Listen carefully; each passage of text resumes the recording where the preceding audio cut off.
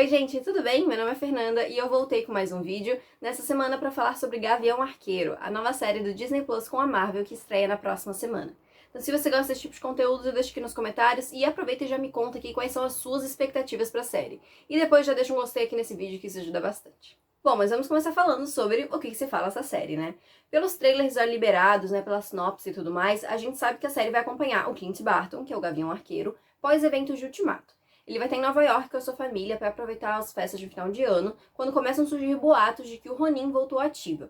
Ronin foi a identidade secreta usada pelo Clint, né, durante os 5 anos do Ultimato, e ele vai atrás para tentar descobrir quem é que está assumindo essa identidade, porque ele sabe que ele não é, né? Só que ele acaba descobrindo que quem assumiu essa identidade foi a Kate Bishop, que é uma jovem aí que tá tentando começar uma vida de vigilante, só que com isso, utilizando essa nova identidade, ela acabou atraindo muitos inimigos que o Clint fez durante aquele período. A série vai estrear no dia 24 de novembro, com seus 2 primeiros episódios, lá no Disney Plus, e depois vai seguir o seu cronograma de um episódio por semana, assim como foram as outras séries da parceria da Marvel com o Disney Plus. Pelo que a gente sabe, vão ser 6 episódios ao todo, com duração ali de 40 a 50 minutos, provavelmente, assim como foram os episódios de Loki e Falcão e Soldado Invernal. Bom, e com o novo filme da Marvel, sempre vem aquele questionamento de o que eu preciso assistir antes de ver essa nova série. Assim, eu sempre recomendo, né, que você assista tudo pra ter aquele conhecimento mais aprofundado e tudo mais, mas eu sei que, assim, cada vez tá ficando mais difícil disso acontecer, e nesse caso em específico, o Clint não é um personagem que tem tanto destaque, ele não aparece em vários filmes da Marvel, ele não é tão explorado assim, então eu acredito que nesse caso em específico, dê pra você só assistir alguns filmes pra você entender pelo menos o personagem.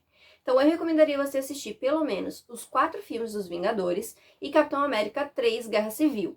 E também diria pra você assistir a cena pós-crédito de Viúva Negra, porque muito provavelmente ela vai ter uma alta ligação com a série do Gavião Arqueiro. Então, pelo menos aí esses 5 filmes e essa cena extra, eu acho que seria muito bom você assistir. Mas eu também sempre recomendo, né, aquela série de curtas que tem no Disney Plus, chamada Legends, em que eles lançam ali aqueles episódios de 7 minutos, 6 minutos mais ou menos, fazendo aquele compilado de informações sobre alguns personagens em específico, para você ter essa recapitulação de quem são os personagens. Então, se você quiser assistir a série, né, mas não tiver tanto tempo assim para assistir todos os filmes e tudo mais, com certeza vai ter lá um episódio especial sobre o Clint, né, sobre outros personagens que possam aparecer na série, pra você pelo menos saber ali quem são eles e você ter essa base antes de você assistir a série.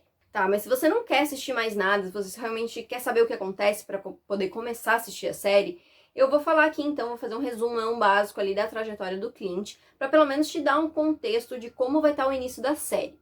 Se você ainda não assistiu os filmes da Marvel e não quer saber o que acontece, né, se você quer assistir os filmes antes de ver Gavião Arqueiro, esse é o momento que eu te informo que a partir de agora vamos ter spoilers. Clint Barton é um agente da S.H.I.E.L.D. em que a sua especialidade é o arco e a flecha.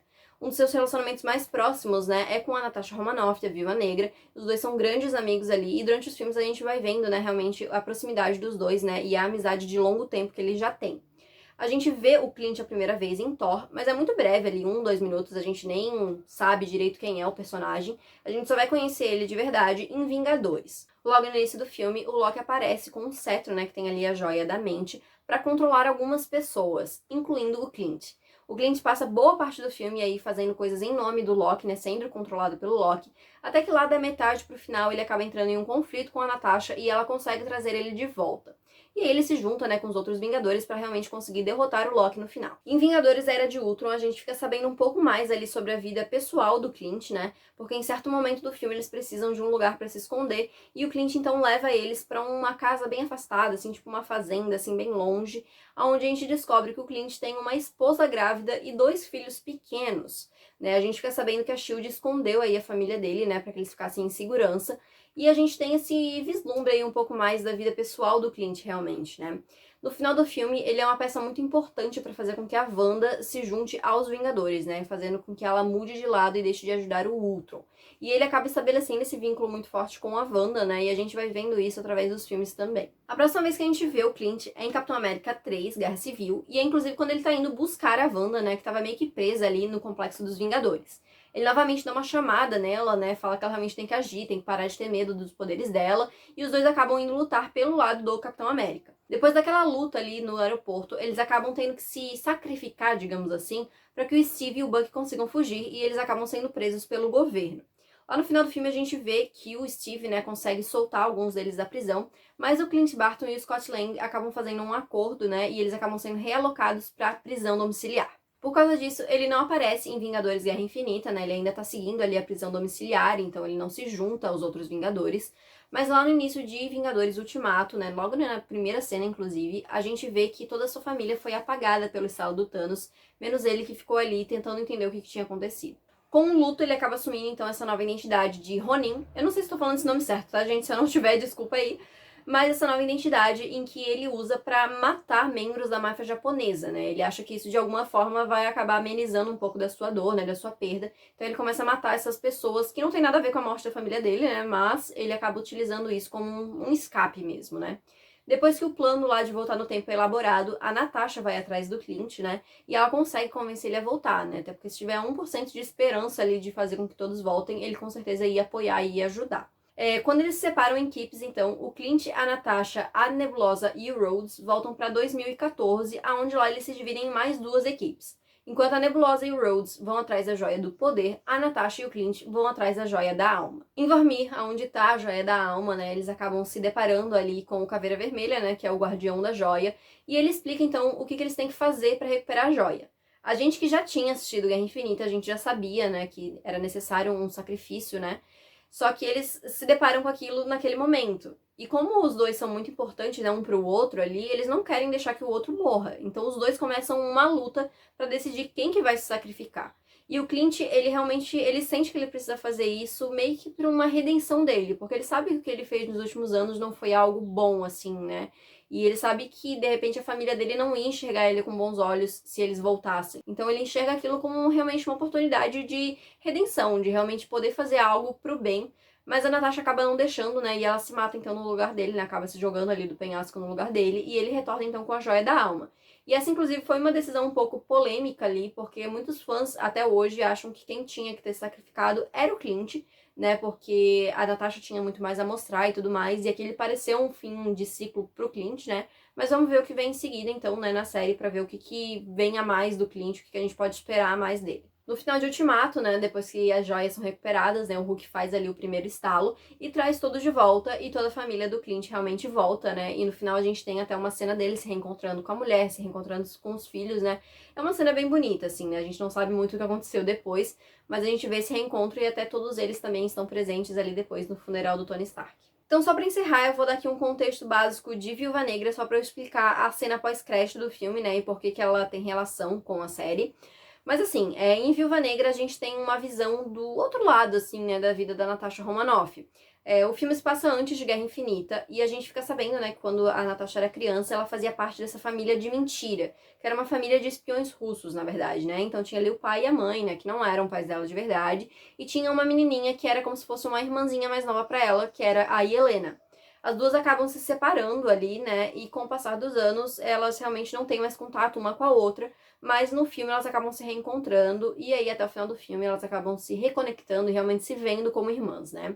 Só que lá na cena pós-crédito, a gente vê a Helena indo visitar o túmulo da Natasha, né? Então a gente sabe que aquilo já é pós-ultimato. E acaba aparecendo a Valentina. A Valentina é uma personagem que, assim, ela ainda é meio misteriosa no MCU, porque ela só apareceu, por enquanto, em Falcão e Soldado Invernal. Então a gente não sabe muito bem qual que é o papel dela. Ela é uma personagem dos quadrinhos, mas a gente não sabe qual que vai ser o papel dela nos filmes.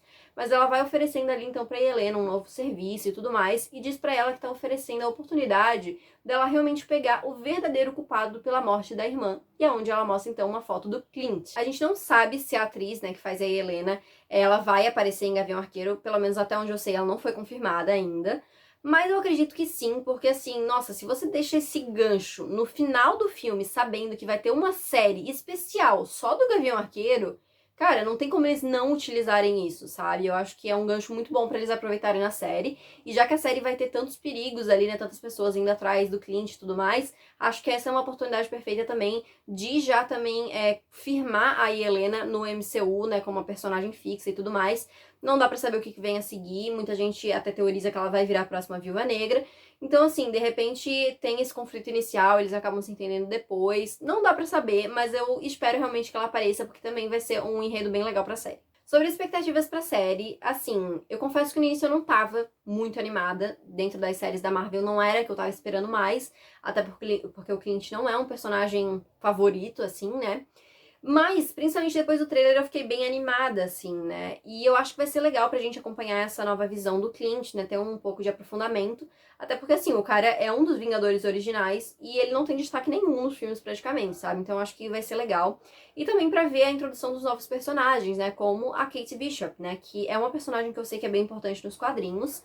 E ela provavelmente vai ser uma das integrantes dos Jovens Vingadores, né? É um projeto que a Marvel provavelmente já está trabalhando, porque eles estão introduzindo vários integrantes aí dos Jovens Vingadores em vários projetos. Então eu acho que vai ser bem bacana, assim, para esse novo capítulo, né, da Marvel. De repente essa série seja até um encerramento pro arco do Clint, né? De repente seja um adeus pro personagem, né? Então vamos ver como é que vai ser. Eu tô animada, eu vou assistir os episódios com certeza. E provavelmente depois ali da série eu volto com um vídeo com a minha resenha ali da temporada inteira. Então é isso, gente. Espero que vocês tenham gostado, né? Que vocês tenham se situado um pouquinho melhor do que vocês precisam saber antes de assistir Gavião Arqueiro. Deixe aqui nos comentários o que vocês acharam, o que mais vocês estão esperando para essa nova série. Deixe seu gostei, que isso é muito importante. Se inscreve no canal, me segue lá no Instagram e a gente se vê no próximo vídeo.